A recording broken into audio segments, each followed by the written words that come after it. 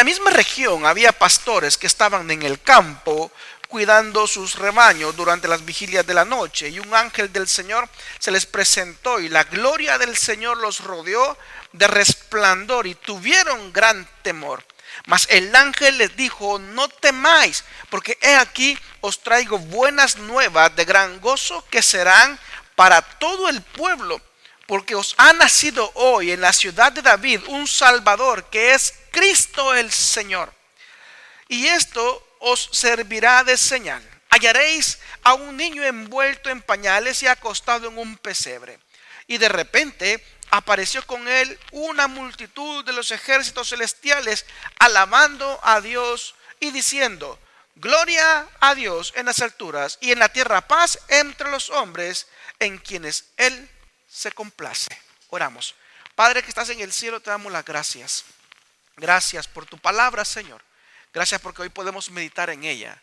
Gracias porque a través de ella, Señor, tú nos muestras lo más lindo y lo más precioso que tú nos has dado, que es a tu Hijo Jesucristo. Señor, te alabamos y te exaltamos, Señor, porque solamente tú eres digno de recibir tal adoración y tal exaltación.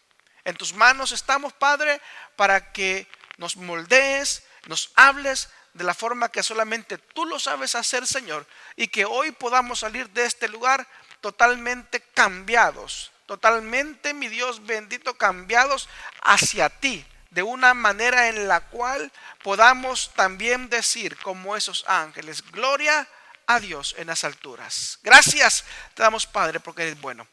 En el nombre poderoso de Cristo Jesús, Señor nuestro. Amén y amén.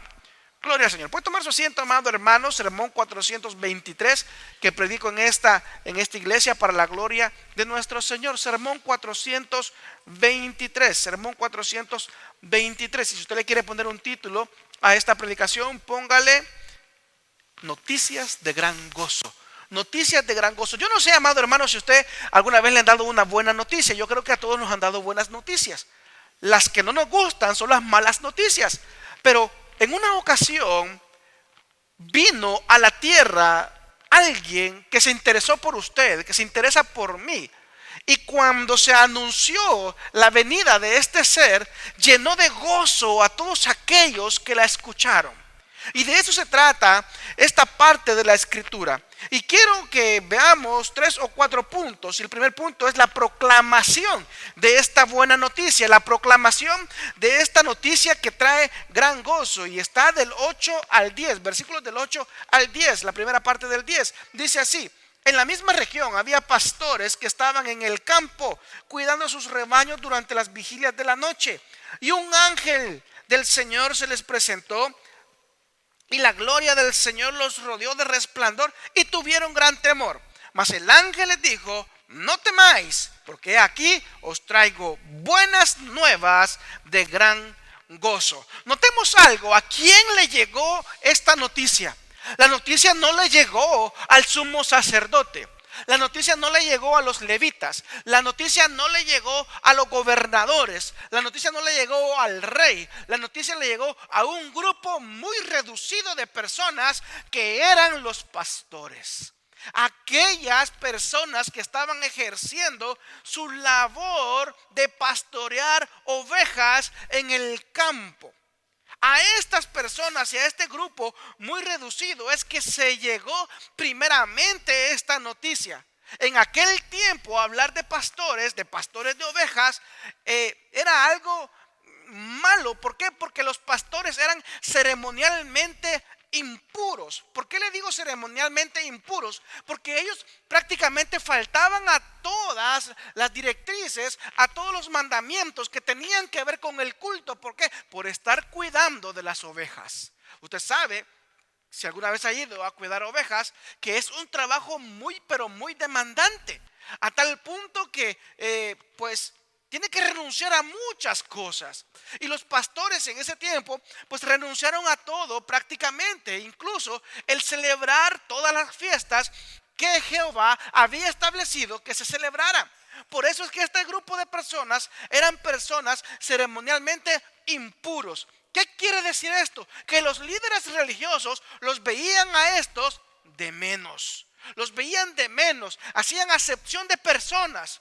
Cuando la palabra del Señor a nosotros nos pide que no hagamos acepción de personas, sino que hablemos del amor de Dios a todo el mundo. Amén.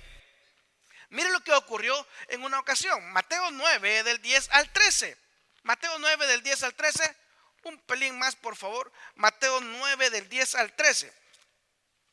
Mateo capítulo 9. Lo tenemos. Dice: y sucedió que estando él sentado a la mesa en la casa, he aquí muchos recaudadores de impuestos y pecadores llegaron y se sentaron a la mesa con Jesús y sus discípulos. Y cuando vieron esto, los fariseos dijeron a sus discípulos: ¿por qué come vuestro maestro con los recaudadores de impuestos y pecadores?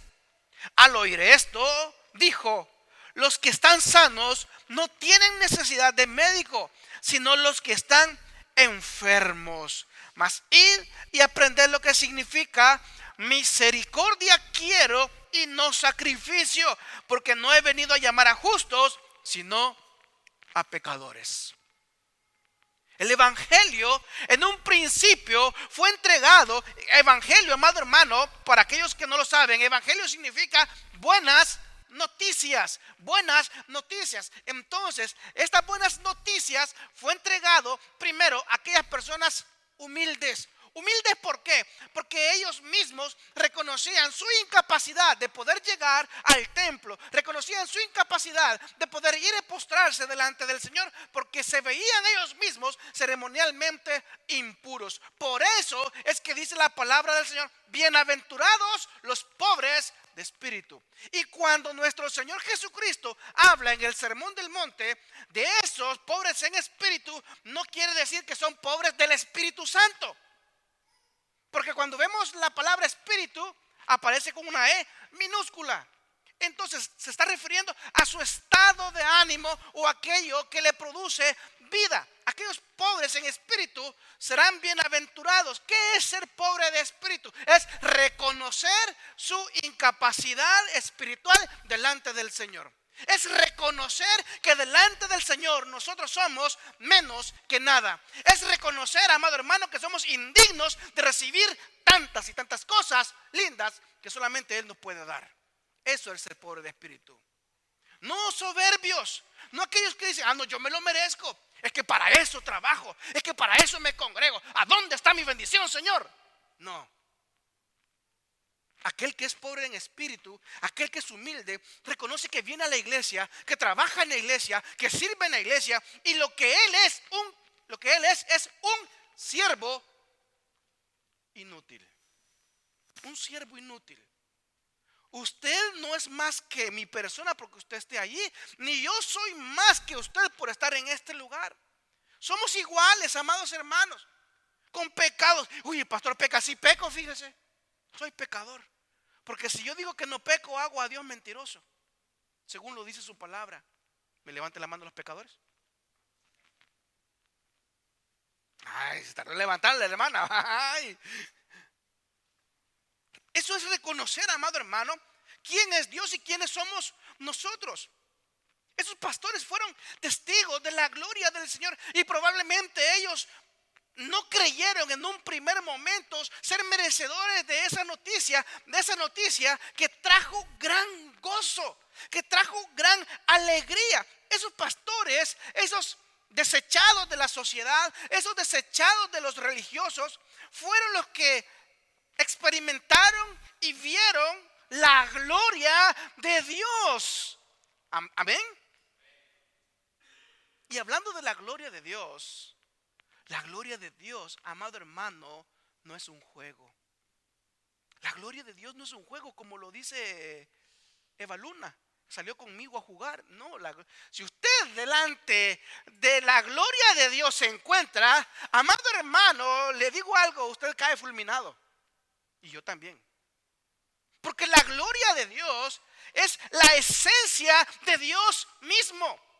Y no hay comunión entre las tinieblas y la luz, y el pecado y la santidad que representa nuestro Señor. No hay comunión. No hay comunión la luz con las tinieblas. Porque si la gloria de Dios cae, ya no podemos volver a ser los mismos. Por eso ya no cantamos aquella alabanza muy bonita que habla de la gloria de Dios. ¿Te recuerdas cuál es? Está cayendo su gloria sobre mí. Ay, si cayera la gloria sobre usted, amado hermano, ¡pum! Fulminado. Como Usa aquel hombre que quiso ayudarle al Señor.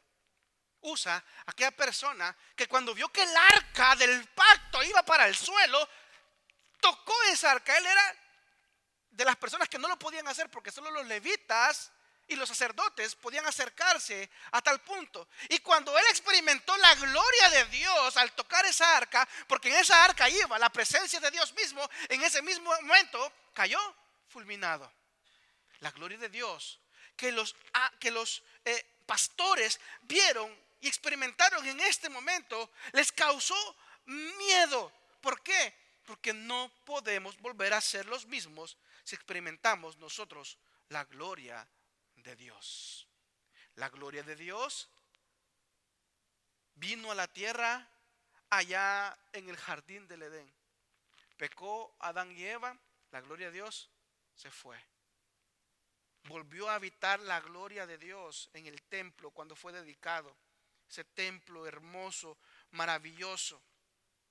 El pueblo de Israel desobedeció. La gloria de Dios tuvo que apartarse de ese lugar. Desde ese entonces hasta esa fecha en que los pastores estaban ahí pastoreando, valga la redundancia, la gloria del Señor no había caído como en ese momento. Luego, nuestro Señor Jesucristo fue herido, fue crucificado,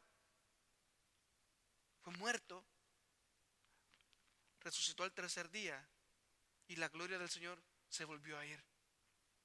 ¿Cuándo volverá a venir la gloria de Dios? En la segunda venida de nuestro Señor Jesucristo.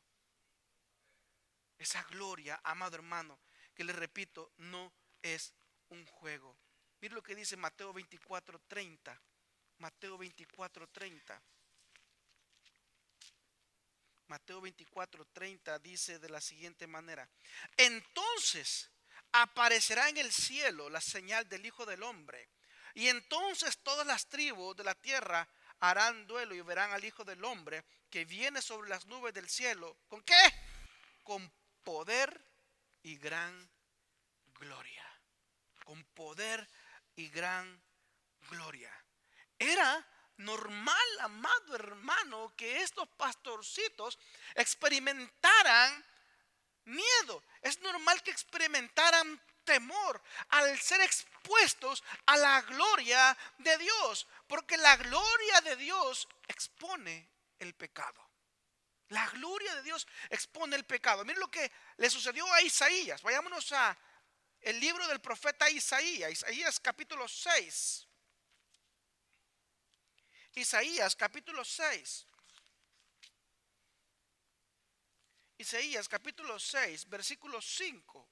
Dice así: entonces dije, ay de mí, porque perdido estoy, pues soy hombre de labios inmundos, y en medio de un pueblo de labios inmundos habito, porque han visto mis ojos al Rey, el Señor de los ejércitos.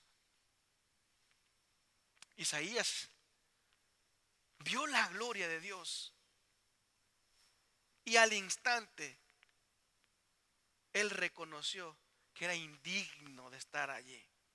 Otro que le sucedió prácticamente lo mismo lo encontramos en Lucas 5:8. Vemos lo que le pasó a Pedrito. Lucas 5:8.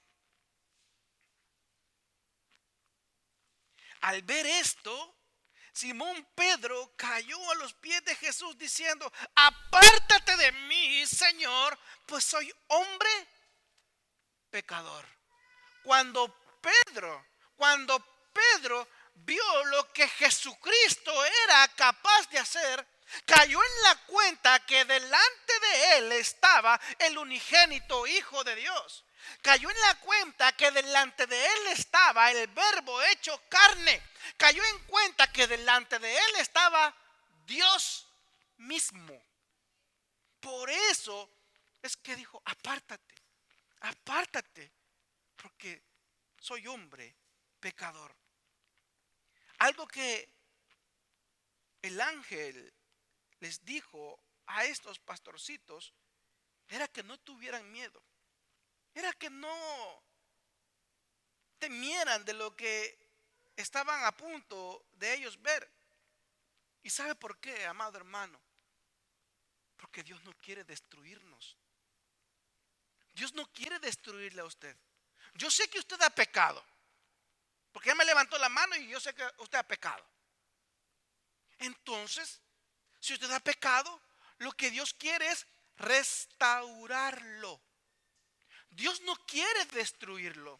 Dios quiere que usted vuelva en amistad con Él. Dios no quiere que usted siga huyendo. Dios no quiere que usted tenga miedo. Dios quiere que usted le reconozca como su Salvador. Eso es lo que Dios quiere. Para eso envió a su Hijo. Para eso lo envió a Él. Y por eso es que las buenas nuevas o las noticias que trajeron que trajo este ángel, es de gran gozo. Porque su gloria que cayó en ese lugar no era para fulminar o para destruir, sino era para que reconocieran que había nacido el único que podía perdonar sus pecados. Cristo, nuestro Señor. Cristo, el Rey. Mire lo que dice Primera de Juan 4:14. Ay, pastor, mucha Biblia. Arrepiéntase. Primera de Juan 4:14. Dice así: y nosotros hemos visto y damos testimonio de que el Padre envió al Hijo para ser ¿el qué? El Salvador del mundo. Para eso envió Dios Padre a Jesucristo. Él no vino a condenarle. Él no vino a destruirlo o a destruir su alma. Él vino a salvarle. Ha venido a salvarnos. Y esa es la buena noticia. Hay gozo, pero solo para los que hemos sido perdonados. Hay gozo, pero solo para aquellos que reconocemos a Jesucristo como nuestro Salvador. Ese era el primer punto. La proclamación de esta noticia, la forma en que fue entregada esta noticia, lo que aconteció, lo que pasó con los pastores. Ahora veamos en el versículo 10, la segunda parte del versículo 10, los destinatarios o para quienes era esta noticia de gran gozo. Versículo 10 dice: mas el ángel les dijo, no temáis, porque he aquí os traigo buenas nuevas de gran gozo, que serán, ¿para quién dice? Que serán para todo el pueblo. Que serán para todo el pueblo. Primeramente, esta bendición, esta salvación tan grande fue y llegó a la casa de Israel. Pero luego, para todas las naciones. Para todas las naciones. Miremos lo que dice Lucas capítulo 2. Veámonos un poquito atrás. Lucas capítulo 2, versículo 30 al 32.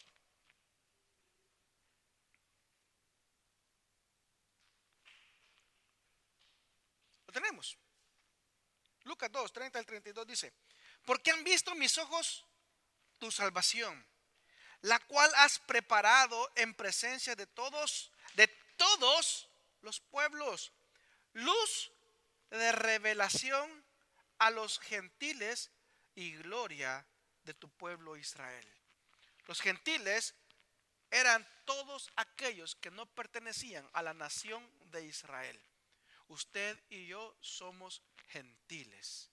Gentiles que hemos alcanzado la salvación porque Dios ha decidido también incluirnos en ese plan precioso, en ese plan hermoso. Mire lo que dice Isaías 60.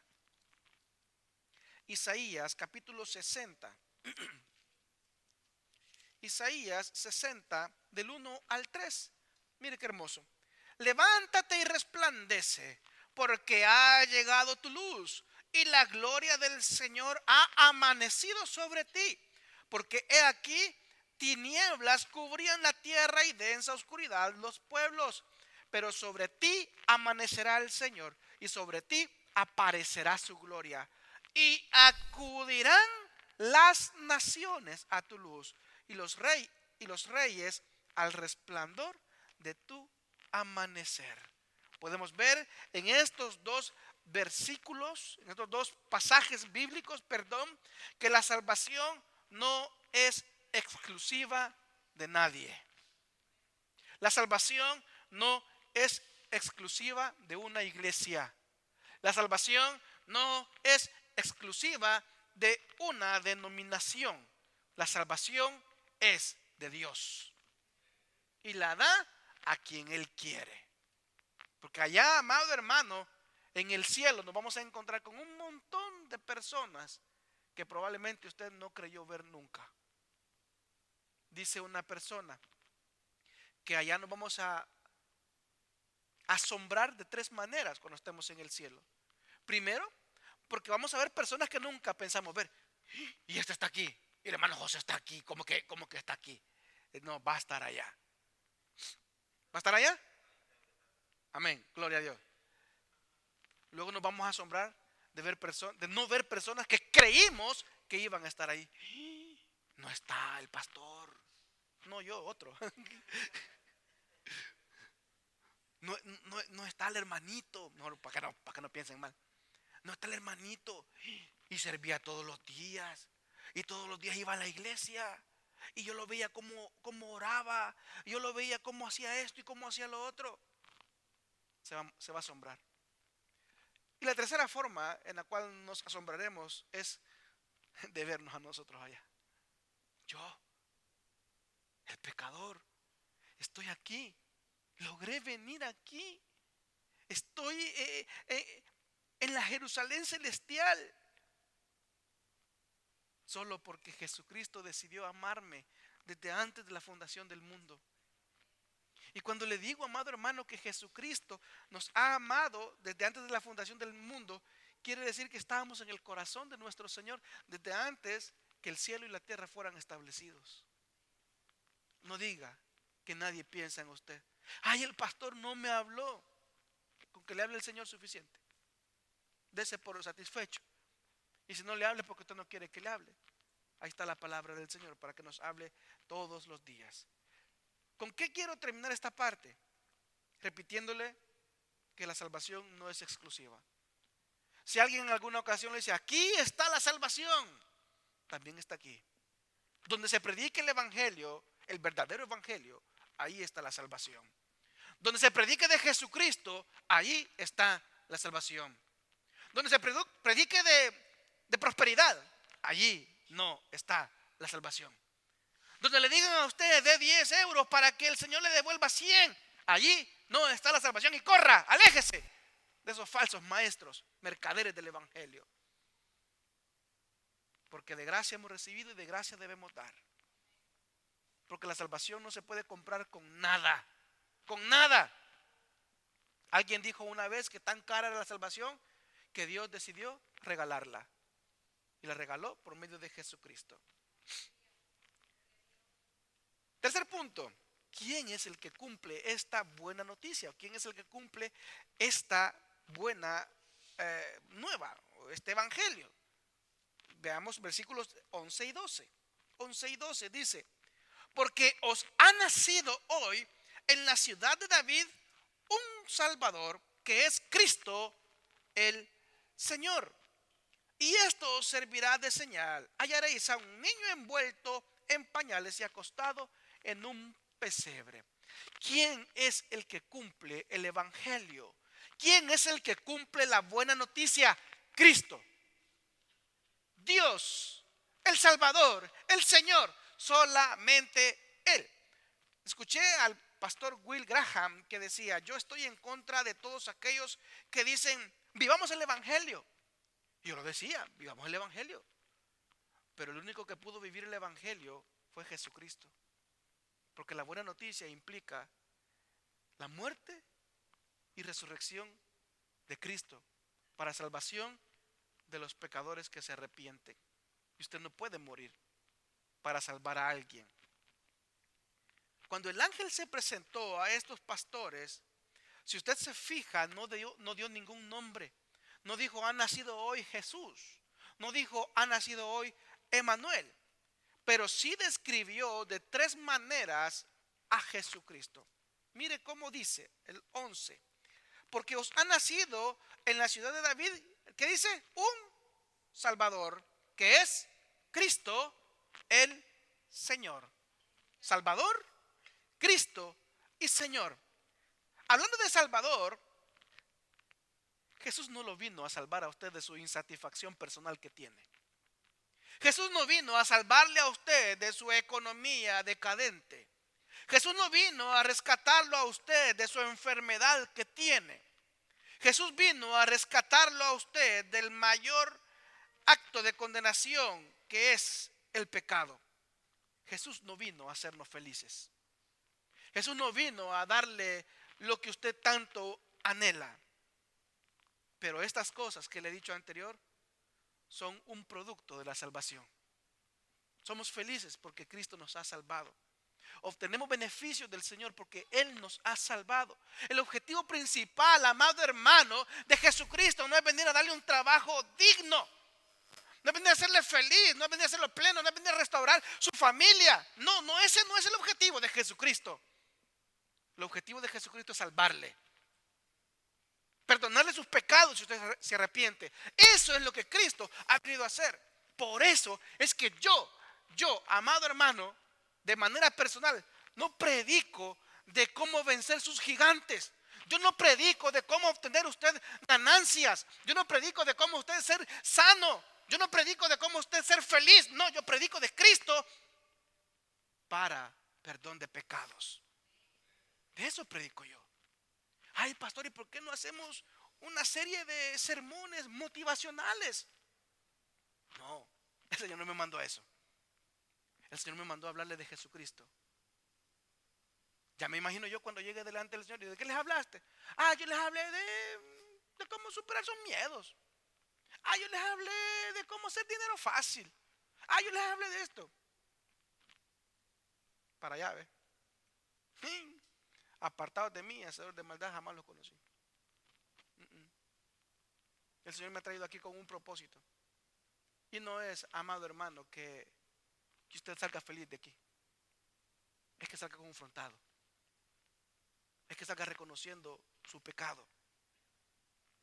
Cuando yo digo que espero que la gente no salga de la misma manera que entró cuando oramos, no me refiero a que salgan alegres y gozosos, sino que salgan con sus corazones contritos y humillados delante del Señor. Ese es mi objetivo. Ay, pastor, pero por eso no es la llena la iglesia. El Señor no me mandó a hacer iglesia grande. Y si el Señor un día me pone una iglesia grande, probablemente haga yo que se vayan todos. ¿Por qué? Porque probablemente no les guste lo que predique.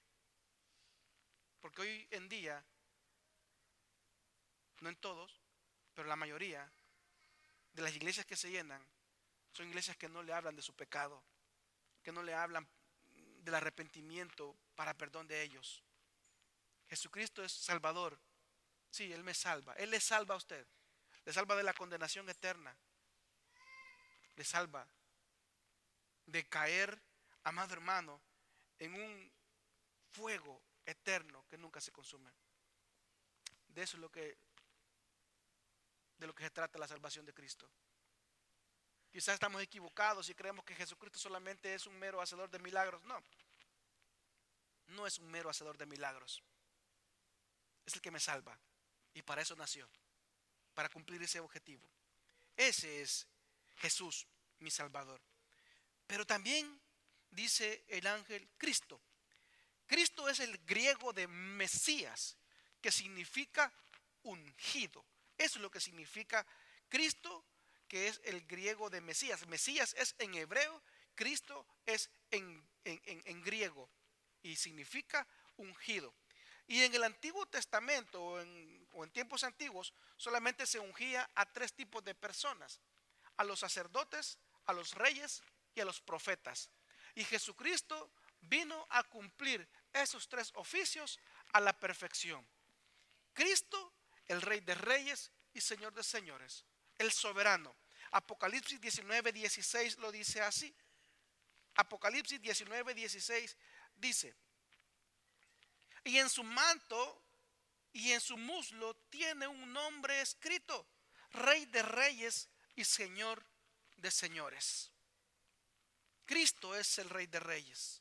Cristo también es el perfecto sumo sacerdote. Veamos lo que dice Primera a Timoteo capítulo 2. Primera a Timoteo está antes de Segunda a Timoteo, para que no se me confunda.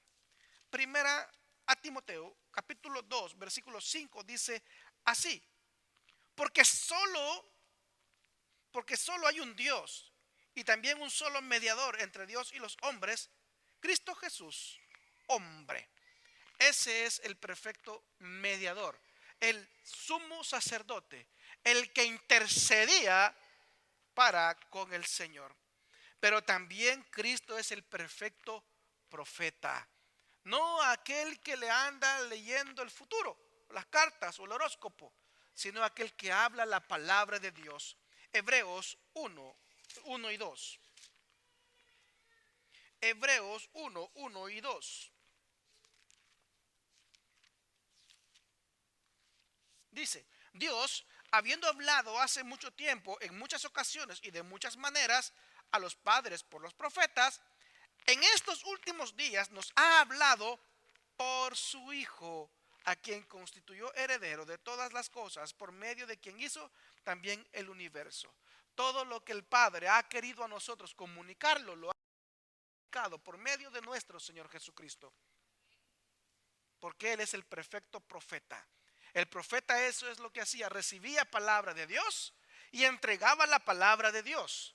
Jesucristo recibió la palabra de Dios y entregó la palabra de Dios. Se entregó a sí mismo, porque Él es el Verbo hecho carne. Hemos visto Salvador y Cristo. Ahora veamos a Jesús como Señor. Señor era un título que se le daba a los dueños de esclavos. O sea, ¿qué quiere decir? Que cuando se habla de Jesucristo como el Señor, implica que Él es nuestro dueño. Implica que nosotros debemos de hacer lo que Él dice. Y lamentablemente esto no es así. Decimos que Él es nuestro Señor, pero no nos sometemos a Él, porque hacemos lo que queremos. No, yo opino. No, yo creo. A mí me parece. Es que creo que debería ser así, cuestionando muchas veces lo que Dios nos está ordenando a nosotros. Señor, te suplico que me des sabiduría para tomar la mejor decisión. Probablemente el Señor ya le dio la decisión que debe de tomar. Mejor pídale valentía, valor para poder hacerlo. Sometámonos al Señor. Sometámonos a Él con agrado, con alegría. Porque de no ser por Él, nosotros no estuviéramos aquí. Dentro de poco vamos a ir a ese salón y vamos a comer. Vamos a disfrutar. ¿Y sabe por qué vamos a disfrutar? Porque Cristo nos ha dado la libertad para hacerlo. Lo dio en una cruz ensangrentada por usted y por mí. El Señor se entregó. Es fácil decir: Él es mi Salvador, Él es el ungido. Pero qué difícil es decir: Él es mi Señor. Y no porque la palabra Señor sea difícil de pronunciar, sino porque debemos de someternos a Él, ya que somos sus esclavos a voluntad. Como Dios que es, como Señor que es, se merece lo mejor de nosotros. No se merece lo que nos sobra. No se merece el tiempo que nos sobra. Y vas a ir a la iglesia: no me quedó tiempo. Y vas a hacer esto: si me queda tiempo voy a la iglesia. ¿Cómo así, amado hermano? ¿Cómo así? Si decimos que Él es nuestro Señor, pues debemos de darle lo mejor de nosotros. Se lo dije el día martes, y con esto voy a ir ya terminando. Se lo dije el día martes, el día que fuimos a Madrid, el Señor a mí me cacheteó, si se puede decir así la palabra.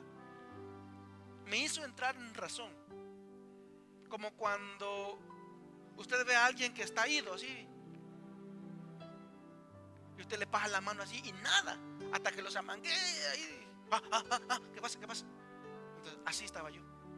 Y el Señor no le digo que me habló con voz audible, pero sí sentí que eso era del Señor para mí.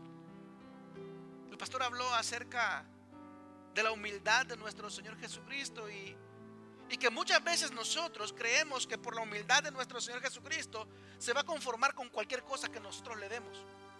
Y no es así. Dios mismo dio lo mejor, su Hijo. Ahora, ¿qué estamos nosotros dándole al Señor? Me daba risa porque el pastor decía: yo prefiero estar en este hotel, dice, a irme a un local chuco, dice, o sucio, como lo quiera entender. ¿Por qué? Mire, yo tengo tantas cosas allí en el trastero de los hermanos que me llevan, dice, pastor, mire, aquí me encontré este par de sillas en el basurero, yo creo que sirven para la iglesia. Amado hermano, basura le están llevando al pastor para la iglesia. Y muchas veces nosotros vamos a tirar algo en la casa y decimos: no, mejor lo llevamos para la iglesia. Antes de tirarlo, mejor para la iglesia. El pastor un poco atrevido, porque él decía: si usted piensa regalar algo para la iglesia, que sea nuevo, no vaya a traer algo sucio o viejo, o oxidado o qué sé yo. Si usted piensa dar algo para la iglesia, de lo mejor. Y no solo me refiero a lo material, sino a lo espiritual, a nuestra vida, a nuestro corazón para Él. ¿Qué lugar ocupa el Señor en su corazón? El primero, no, tranquilo, piénselo bien. No sea tan pronto a decirlo, porque si analizamos bien la situación, puede que aparezca una mano escribiendo ahí: de que te persin, ¿cómo es que dice? Te pesaron y saliste falto. No, amados hermanos, si Él es nuestro Señor, si lo hemos declarado a Él como nuestro Rey, si lo hemos declarado a Él como nuestro Señor, entonces vivamos como sus esclavos a voluntad. Es que suena feo, ¿verdad? Sí, pero es que es lo que somos. Es que hoy nadie quiere someterse. Es que hoy nadie quiere hacer la voluntad del Señor. Los caminos del hombre, dice la palabra del Señor, a su propia opinión parecen caminos derechos, pero su final es un final de muerte. Yo no sé si a usted le ha ido mal en la vida. Piense por qué. Probablemente ha tomado malas decisiones, o probablemente no se ha sometido al Señor. Porque el esclavo no puede decidir qué hacer. El esclavo se somete a su amo. El esclavo se somete a su amo. Quiero terminar con el 13 y el 14. 13 y 14. Dice: y de repente apareció con él un ángel, una multitud de los ejércitos celestiales, alabando a Dios y diciendo: gloria a Dios en las alturas, y en la tierra paz entre los hombres en quienes Él se complace. Este es el propósito de esa buena noticia. ¿Cuál? Que también nosotros le demos gloria al Señor. Que con nuestra vida, amado hermano, podamos nosotros imitar a esos ángeles que le dieron gloria al Señor. Dar gloria a Dios por nuestra salvación es estar vivos. Dar gloria por nuestra salvación, amado hermano, es ser agradecido con lo que Él nos ha dado. Dar gloria al Señor trae paz a nuestras vidas. ¿Por qué? Porque antes estábamos en enemistad con el Señor, y ahora ya no hay condenación para todos aquellos que están en Cristo Jesús.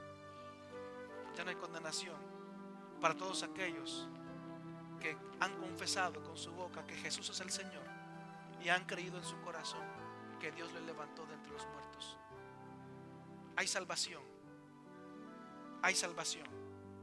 Si usted hoy se arrepiente y le pide a Cristo que perdone sus pecados de todo corazón. Mi deseo con este sermón, con esta prédica, no es que usted salga alegre, es que usted salga confrontado. ¿Para qué? Para que esa confrontación logre y cree en usted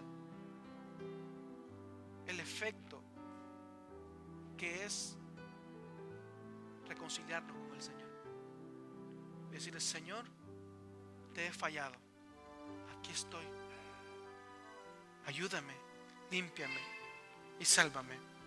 Pero todo esto no hubiese sido posible si Cristo no hubiera nacido. Así que, como los ángeles, también decimos: gloria a Dios en las alturas, y en la tierra paz a los hombres de buena voluntad.